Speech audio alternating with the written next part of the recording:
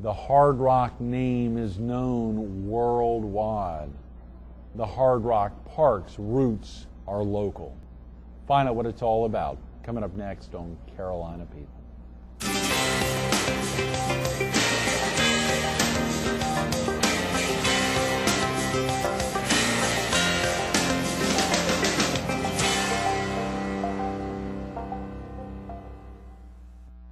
Good morning. Welcome to Carolina People. This morning we're at the Holiday Inn Hard Rock Parkway.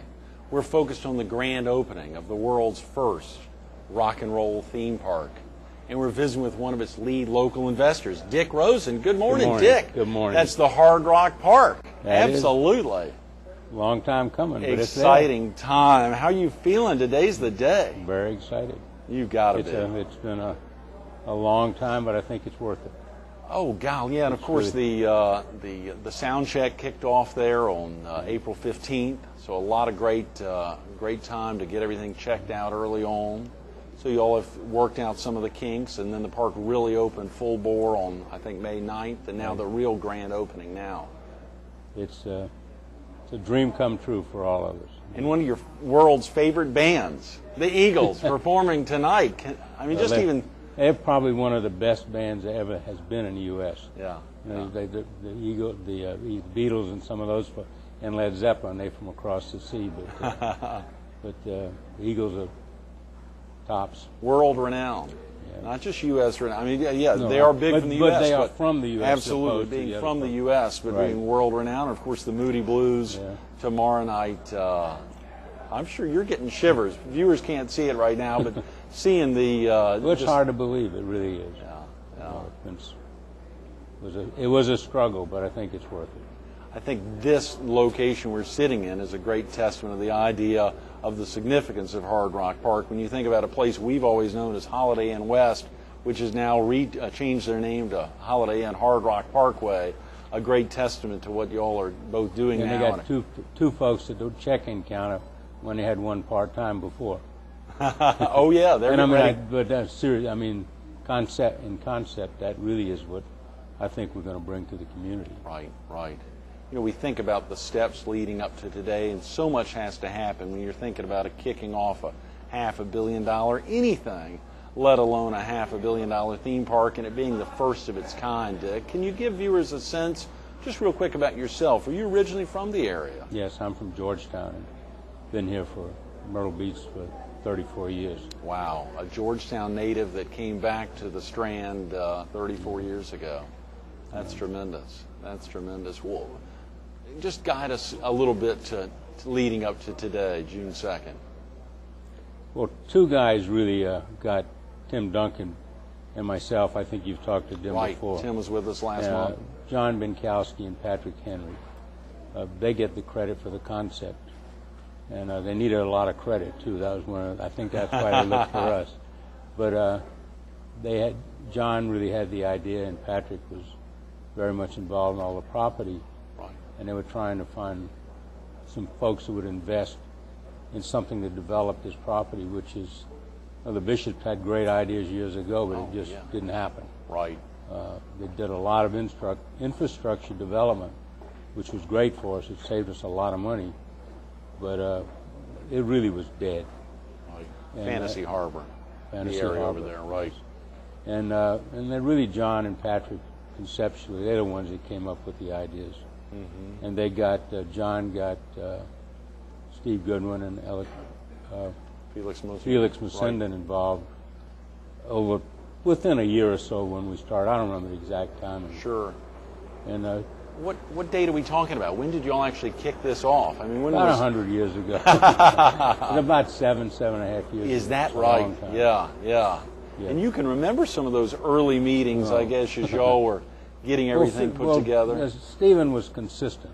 Every meeting we had, the price went up about $20 million. But I mean, the concept expanded. Right. And we talked to a lot of different people. And Hard Rock didn't come in until, I'm not sure, a couple of years after we started. Right. It may not be exact, something like that. Right. And I think people have heard the story that John asked Stephen how he might John thought about Hard Rock. He said, how did he get in touch with Hard Rock? I know, have you heard this story? No, and, no.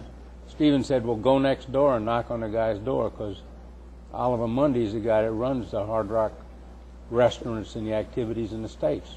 You are kidding. And that's really that's what he did. True story. And he Yeah. went next door and said hello.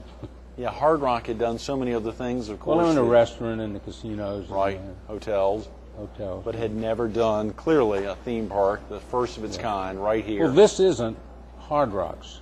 Oh, yeah, no, Hard I Rock's understand. is a Y'all are company. just licensing We the have name. a license, Sure. but they hadn't known they had, and they were quite excited about it. Right, right. Absolutely. They've got to be. And to think about how y'all have laid this out, so it's not all just from a series of years, but instead laying out countries or regions and Well, music we coming. at different times when money was pretty hard to find, we talked about doing pieces of it. And actually, I didn't think that would work. I thought it had to be something that was special, unique, and would be something we could all be proud of, but it wouldn't work. Mm-hmm. And so I convinced everybody else that, or we convinced each other, is probably really happened. And we decided to try to do the whole thing, and I'm really pleased with what happened. Oh, yeah. It's a first-class operation. Dick, and of course, when you think about it, the footprint there is obviously right of the park, 55 acres, but a much larger footprint, 150 plus acres that y'all are working with. The opportunity clearly to expand upon it and to continue to grow and build more things surrounding the park. There's ample room for growth. Well, we think that it can't, nothing can be stagnant. It won't work. And the plan would be, once we get through tonight and tomorrow night and get things rolling, as we hope, then we got to start planning on the future, because it doesn't happen overnight. Oh, yeah. And we need to have new things, and we will. Absolutely. A lot of folks just want to know right now, can I still get in tonight? A lot of folks wait. As you know, we're in Myrtle Beach. Folks wait till the last minute. Obviously, even our viewers in the PD and southeastern North Carolina, I understand all the seats, the handful of seats that were available are sold out for the Eagles tonight and the Moody Blues tomorrow. Well, there are standing room where you can sit on a bench or on the ground. Sit in the grass, sure. Bring a towel or whatever. They are available. Okay, great. And if you buy them at 10 o'clock in the morning, you can spend the 2 days in the park. Yes. Not just the concerts and the festivities in the evening. Right. So those particular local people might want to come. It's worth doing, because it's a really good deal. Absolutely. If they haven't And it's already both bought nights. an annual pass, that's right. Well, the annual pass will get you in Sure. up until 6 Right. on Right. the Eagles Day, today. Today.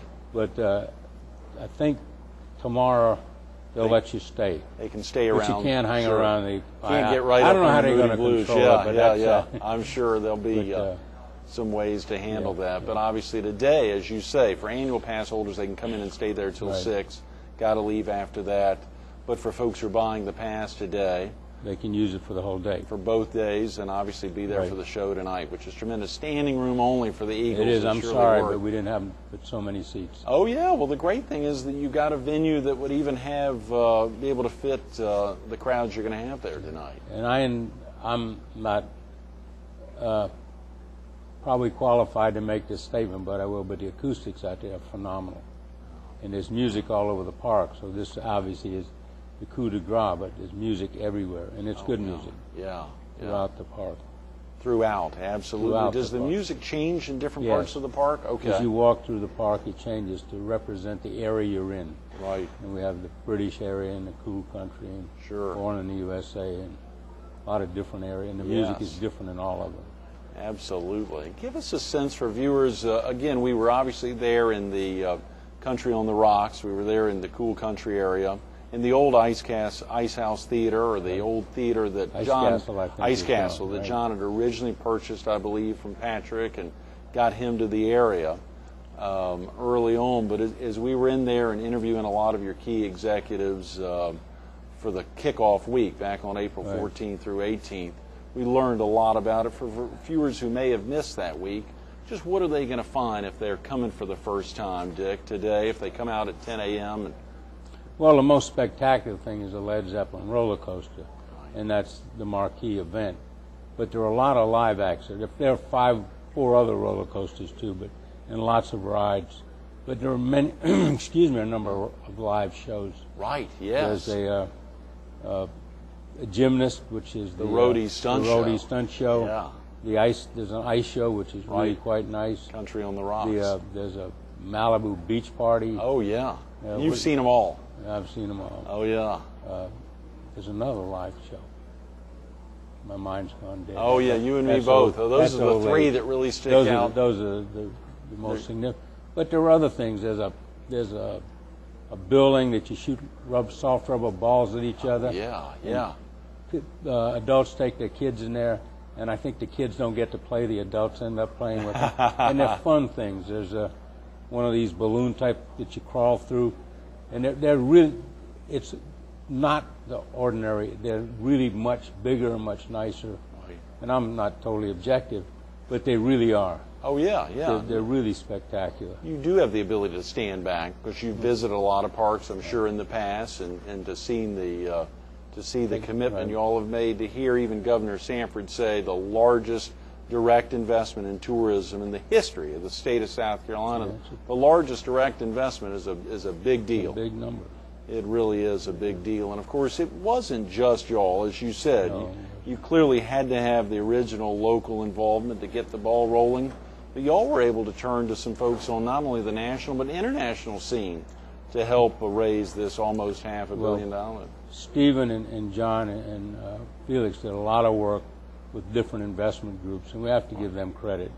I mean, Tim and I got involved, and I think maybe lent some credibility to the process. Right.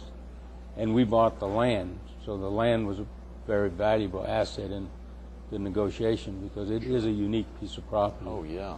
It was, as I said, saved a lot of money. But there was a gentleman in New York, and he was interested in it. He got his buddy, who had some contacts with companies in Israel.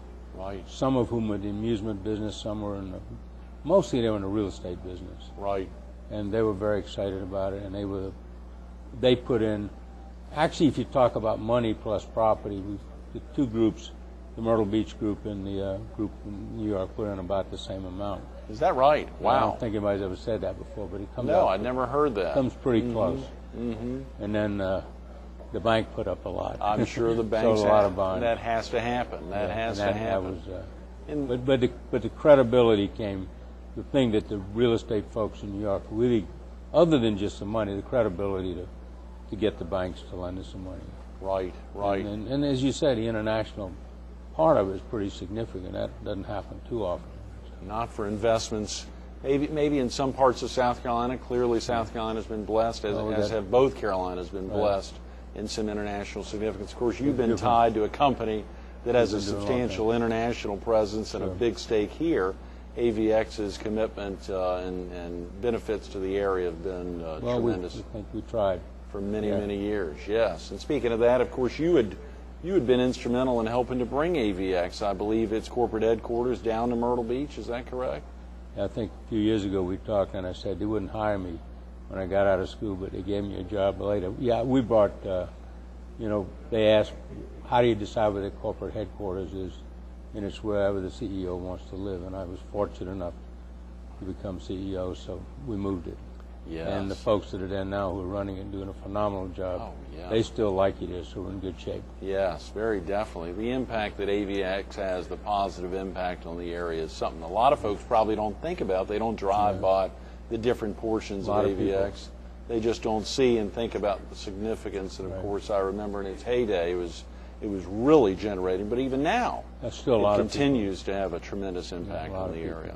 Absolutely, and hopefully for years. Well, we hope the new place opening tonight will have at least if it has as much of an impact, I'd be very pleased. Oh yeah, Dick. The big thing you talked about off camera earlier this morning before we began was that idea of the Myrtle Beach brand continuing to be built upon. Even though it's located here in Horry County, not in the city of Myrtle. No one would ever contemplate that. It is Myrtle Beach, the entire area. So many folks think about. Certainly from the tourist standpoint, which is what we're talking about. Right. It's not called Horry County, it's called Myrtle Beach. Right. But it includes everything here. Oh, yeah. And Conway is certainly developing a tourist industry there. Yes. But they come to Myrtle Beach. Right. But that includes the whole area. And it includes my home area down in Georgetown to some extent. Right. To a great degree. But we've been. I don't know whether we were lucky, smart, or I don't care. It's work. But we've gotten phenomenal publicity with this park. Right. The London Times had a feature in the entertainment area. The London Times? The London Times. Wow. It was in the Houston paper last Thursday. The Houston Chronicle last week, yes. Yeah, and it yes. was. I went out to the wine country a few weeks ago. Right. I have a niece out there, and it was in the San Jose paper. Is that right? It's in Cleveland. I mean, it's phenomenal, and it talks about the park. But when you talk about the park, you talk about the area that it's in. Right. So right. we think it is, and we certainly hope it will be a great promotion for our community, the whole tourist community we live in. Well, a lot of that, of course, folks could find if they go to hardrockpark.com. They'd see links to press and see a lot of the great press, both national and international, you all have gotten, and it continues to grow. And, of course, the amount of billboards and other things up and down I-95, there's not a person who, if they didn't know about south of the border, that's right, if they didn't know about south of the border, they sure know about that, and there's no way to not know about Hard Rock Park either. Yeah, trying hard. It has really been, but a lot of the free press, as you say, folks all around the country and all around the world. Yeah, it's been quite exciting. That'll have a real impact on the Myrtle Beach area as well. What you'd shared even earlier this morning, that idea of if there's 14 million folks coming to the area, 15 million folks start coming to the area, it's going to impact everybody, the idea of Hard Rock Park. Well, what we hope, and we're going to do what we can to make sure it happens. At the end of the summer, there's a part of Myrtle Beach that basically shuts down. Right. Or in the whole area, and early in the spring, except for the golfers, which we love. Right. But they aren't huge numbers of people. We believe that this has the capability to bring people on the off seasons. That don't necessarily come. They may even come during the summer, but maybe they'll come back. Mm-hmm. You know, more people staying in hotel rooms, eating in restaurants in the area, and that's been part of our dream when we started. Heads in beds. And we think it'll work, and it's something new. Right. You know, it's certain new things have some sex appeal. Oh yeah, it doesn't matter, and we think it's something special. That's exactly right. Now, Dick, had you ever invested in a project of this kind prior to? No, Tim and I kicked each other, pinched each other, and said, what are we doing this for? But no. What was it about I have no idea. Some of the presentations that John was making that tickled y'all's fancy? I think it was an exciting concept. Right. Yeah. And I think we've been fortunate, all of the folks who invested locally. The communities have been good to us, and we thought we weren't doing it without the expectation of getting something back, but we thought it was also giving something back to the community. And, you know, we're proud of what happened. Right. We are. Hugh Martin, I saw at an Horry Georgetown Technical College event recently, and he kept talking about the food. The food at Hard Rock Park. It's really good. Tremendous food throughout the park. In all sections, y'all's big chef out there has made an impact, a desire to really focus on great food throughout the park. It's all, there's no franchise, it's all ours. Right, right. And so we can control it, and we think we're really trying to do everything first class. There's no cutting corners. We want to do it right, and the food, obviously, which I like to eat, is no exception, and I think you find a great variety. The fancier restaurant, Alice's restaurant, hasn't opened yet. Right. It may be open tonight. Probably won't, because nobody's going to go because we have all the other things tonight. Sure. But it should be open very soon. Very soon. So much focus, obviously, getting ready for the Eagles and the performance out there. The show starts at 9. Show starts, but the festivities start at 6. Right, right. So folks we hope everyone will come out early, or come out 10 o'clock come out in the now morning. in 3 hours from now. Yeah. That's exactly Yeah. right. Get on out there if you hadn't been before. And again, so many locals have bought annual passes. I know your annual passes have been brisk. I guess the idea, Dick, is to on a daily drive-in thing, you want to get folks from both Carolinas, from Georgia, folks to come down even on a daily drive-in, or for folks who are coming down to make it a weekend. Well, we had early when we were open part-time. We had a number of people from North Carolina, from areas around South Carolina, right. And actually 10 guys that a couple of us met out that one night from New York, and they all bought season passes because they want to come back. Oh yeah. And it's a pretty good deal for local people. It's really a good deal because you don't have to spend any more money. Now, that's not saying you won't. It's not saying you won't eat or do something else. But you can come every day. Right. And play in the park. Yes. And that annual pass, $150, which covers parking. Right. Which covers parking anytime you come out, gets you in. The parking, I believe, normally $10. Per so car. It is per car. Per car. So folks have that waived, and it also gives a 10% discount throughout the park at most things if you decide to buy something. But as you said, if you just come in with the annual pass, you can come and play all day and not spend another penny. So I think that would be one thing that I think for the community, in particular with all the things we see in the paper about the budgets being cut and whatever. Right. When we did the first estimate, we didn't do it when the folks in Columbia did an estimate of what this would generate for the state, the county, and the city, not including the peripheral things like people staying in hotels, not including the taxes that people who work there would pay. It generates almost $25 million a year. $25 million a year? Hard Rock Park alone. Yeah. So and that's pretty significant in our community. Wow. So we think that'll help, and to some degree we're going to try to make sure that it goes to help the community that we live in as well. So that's tremendous, Dick.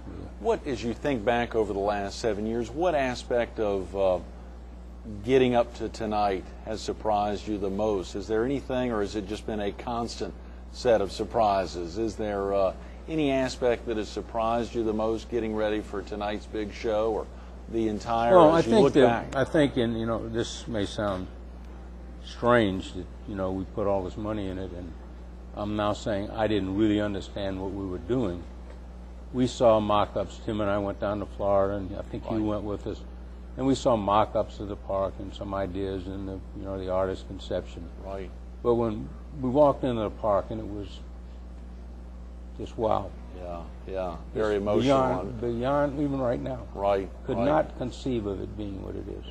Yeah. It just blows my mind. It is. I'm sure it's an emotional time for all the folks involved as you think through those steps of, and for John Benkowski, as he was flying over in the plane and looking down on that Ice Castle Theater and thinking, wow, I may make that'll be my place, and Nancy Kerrigan and other things, whatever that connection is, but then to think about that turning into what you all have made it happen. And the shows there, the ice shows, Kristen Andre was with us on that week, I think on April 16th, she was with us and highlighting the tremendous performers you all have in the park. So it's not just about, there's a lot of family entertainment, clearly, if you're not into the rides, if you have a weak stomach, and many of those rides would tear you up. Like I am. I'm not going to touch that. That's right. I think I've seen your wife on a couple of those rides out there. So there, surely some folks can love the rides, but just walk in the park is the music. Walk through the park and enjoy the music. Right. I think it's the people I've talked to, and obviously maybe a few hundred people, some friends, some. When I talk to people in the park, when I see them, sure. I haven't heard anybody that didn't enjoy it and didn't like it. And something that I think all of our team should be proud of, but from a insider, outsider, whatever I am, the friendliness and the people there are really friendly. They really, people that work there. Oh, yeah. And they're great people. And whether we've trained them well, they were born that way. And they come from everywhere. They're not just local people. Right.